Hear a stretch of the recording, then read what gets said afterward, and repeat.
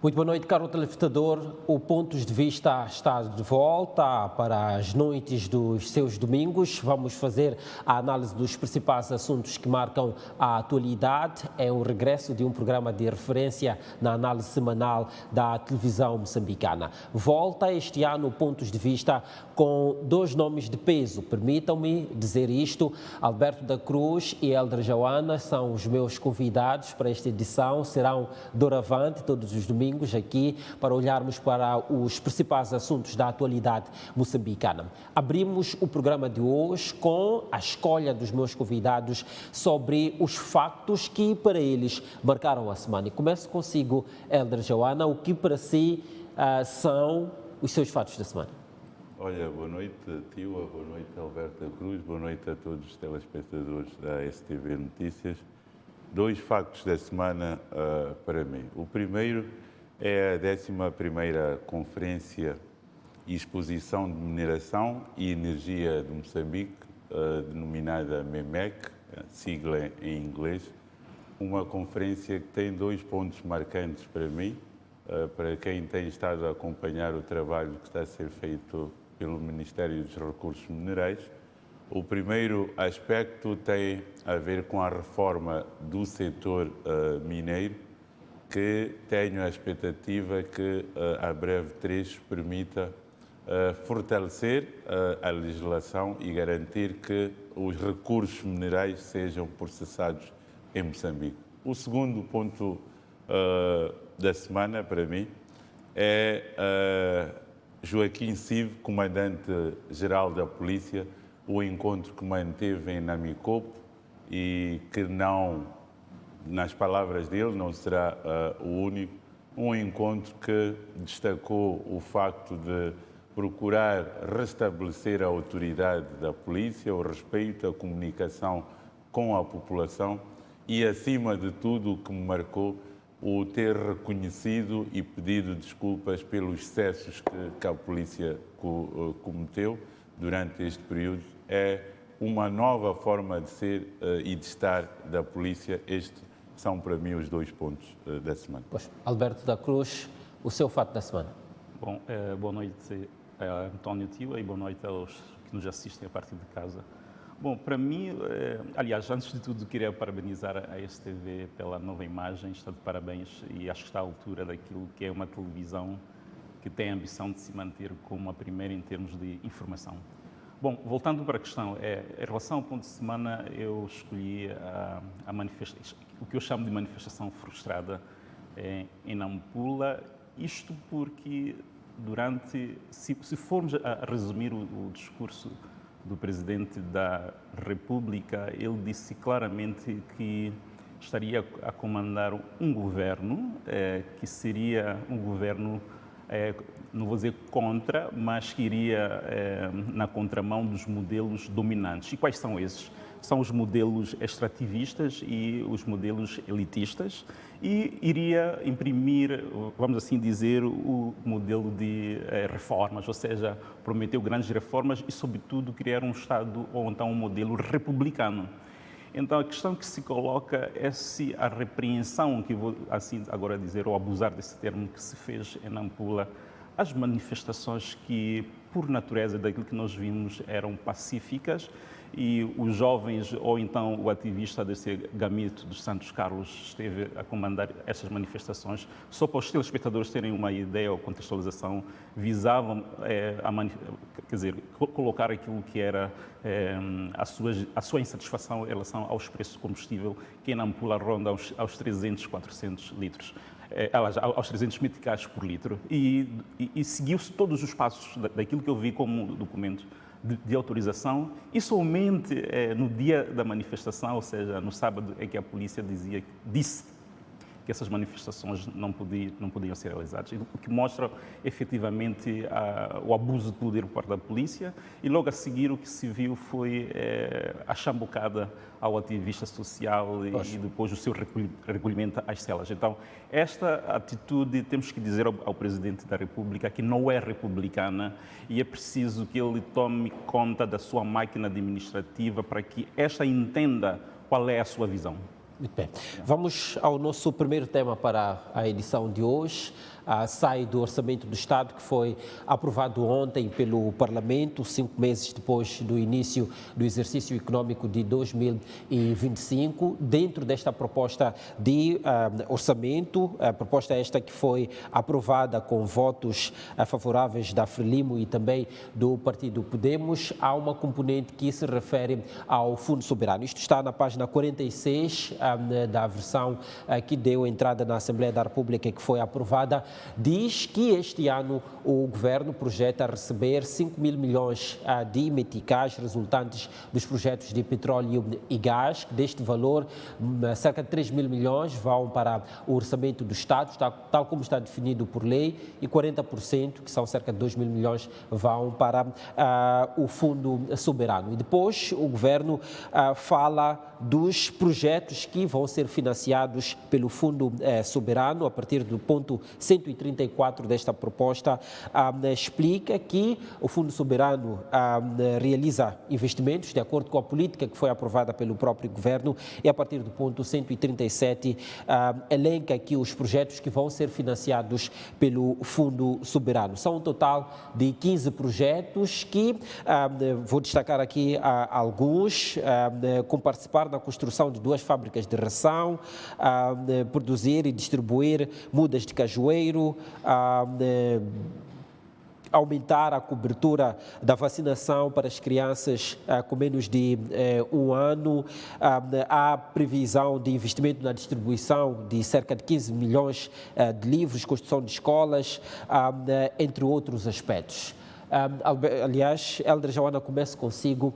Isto, para si, é ou não desvirtuar o espírito do Fundo Soberano, que, recordemos, prevê guardar algum dinheiro para as gerações vindouras? Olha, a questão que coloca remete a termos primeiro entendimento se realmente há um desvirtuar dos tais 40% que é suposto estar na conta, na CUF, e o entendimento que tive na leitura do orçamento é de que os 60% realmente vão para o orçamento do Estado e que os 40% que é de lei devem estar na conta. Não tive o entendimento de que não se vai fazer a reserva, não é? A alocação dos 40 para permanecerem na conta para as gerações futuras e para investimentos que têm a ver com o próprio Fundo Soberano. Devo dizer que um dos aspectos menos fortes do PSOE é o facto de, nos projetos que são financiados pelo Fundo Soberano, não estar claro que é projeto X, a despesa será esta, que permite fazer um acompanhamento. Este aspecto eu considero que ser um aspecto fraco da conta, que não vai permitir um melhor escrutínio do uso do valor do próprio Fundo Soberano. O meu entendimento... Refere-se à aplicação dos 60% que vão ao Orçamento do Estado. Refiro-me exatamente à aplicação dos 60%. Estou-me a referir ao nível de detalhe. Não está tão claro que permite fazer um acompanhamento desses projetos. Mas o meu entendimento é de que para este orçamento são os 60% do fundo. Não se está a mexer com os 40%, vai contra o princípio que é de lei. Pois. Alberto Cruz é economista, nos ajuda, se calhar, melhor a navegar nestes mares.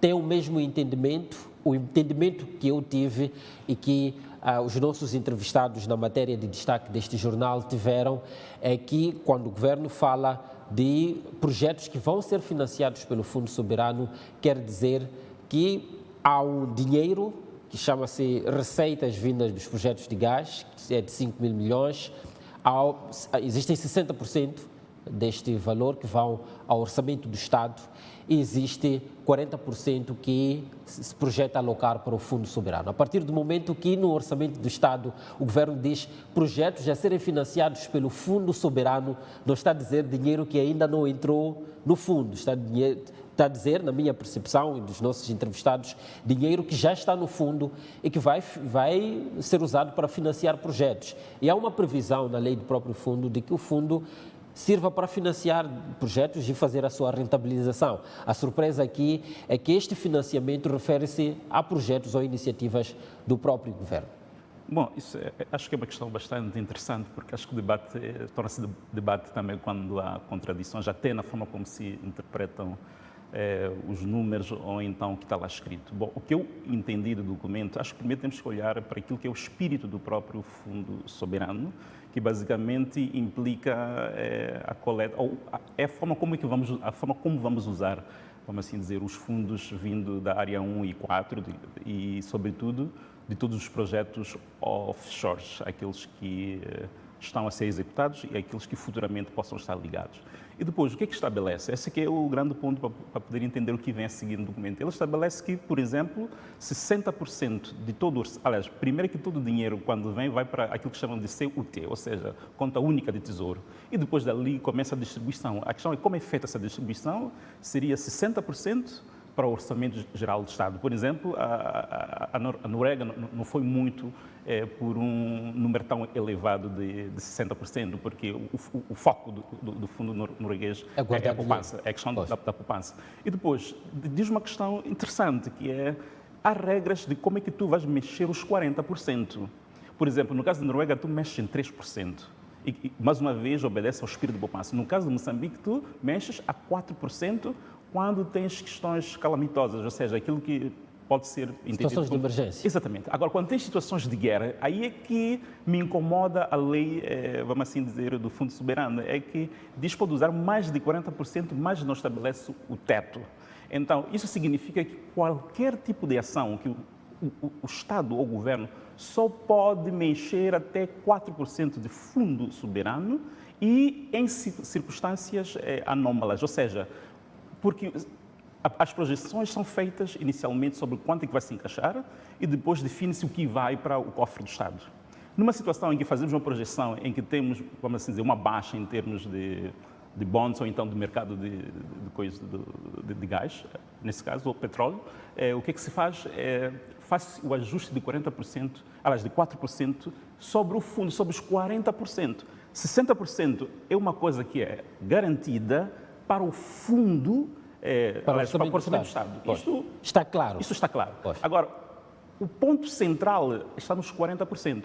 E esses precisa da autorização da Assembleia da República, aliás, da Assembleia da República, sim, para que seja mexido. O governo não chega e mexe. Então, portanto, não creio que aqui estamos a falar dos 40% daquilo que diríamos do fundo, porque o termo em si complica, porque na própria lei discute os dois pontos, ou seja, o que vai para o orçamento, que são 60%, e depois discute os 40%, o que vai para o fundo soberano como tal. Pois, ainda não entrou no cerne da questão, e é o seu entendimento em relação a isso. E é este que depois define-se a política de investimento. Qual o grande problema ou da forma como é feito? Mais uma vez, temos que pegar os casos de sucesso, o caso norueguês, de Singapura e por aí em diante, é que mostra que o Banco Central, nesse caso, tem um grande papel. Quer dizer, se olharmos para essa lei, o Banco Central faz as operações, ou seja, faz os pagamentos e a contabilidade e por aí fora. Enquanto que, olhando para o caso norueguês, o Banco Central tem a parte técnica, ou seja, tem toda a soberania ou independência e pouca influência política. E essa influência política é que leva à distribuição que nós vimos aqui